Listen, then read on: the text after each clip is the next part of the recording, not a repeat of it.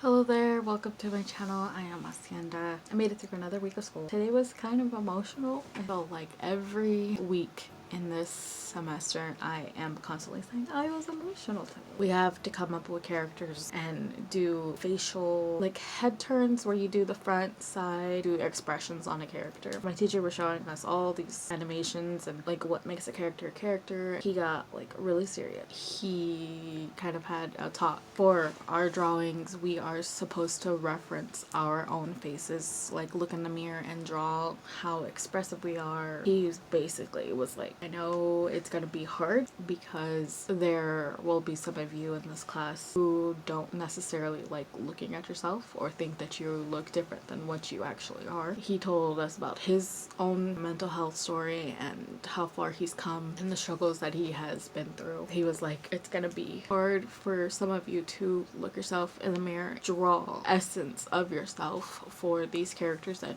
are for our homework. I thought that being an animator was gonna cause me to be emotional all the time. I would have picked a different profession. Being an artist is so difficult because a lot of the stuff you create are pieces of, if people don't like those pieces of you, you take it really personal. It's hard to be so vulnerable with your audience, your designs, on what you're creating. It's so hard to not get trapped in your own head. He didn't even specifically say mossy just because you're depressed, just because you think this way, or because whatever. He said it to the whole entire class. He looked around the classroom like teachers normally do. The second that he locked eyes with me, I was like, don't cry. I'm not the only person in the class that felt like that. I personally have a problem disassociating with myself. Not too long ago there was a point where I absolutely hated looking at myself, looking at my own reflection, and it wasn't until recently that I started looking at myself and I started being happy with the person that I was seeing looking back at me. I remember the day that I looked at myself, actually looked at myself, and I finally recognized the person that was looking at me in the mirror as me. I honestly don't know how long I went with looking at myself and not being happy. I don't exactly remember when it started happening. Today was the first day that I looked at myself and I was actually happy with the person that I saw. This is me.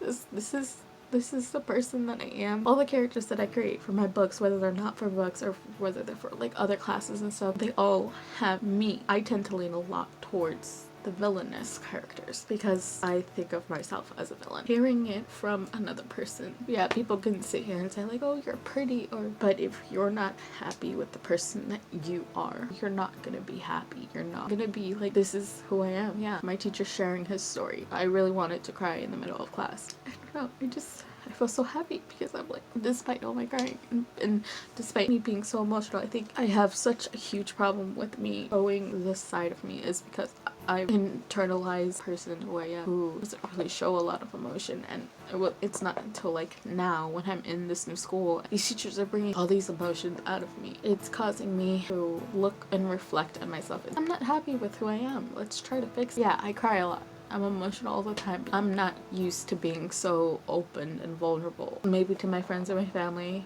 it might be annoying crying all the time whenever I get happy, or crying when somebody says something that resonates with me, or me crying about school. The person that I am now is 100% of the person that I've been holding inside myself. That's all I have for you today. I'm gonna go cry because this is who I am now, I guess.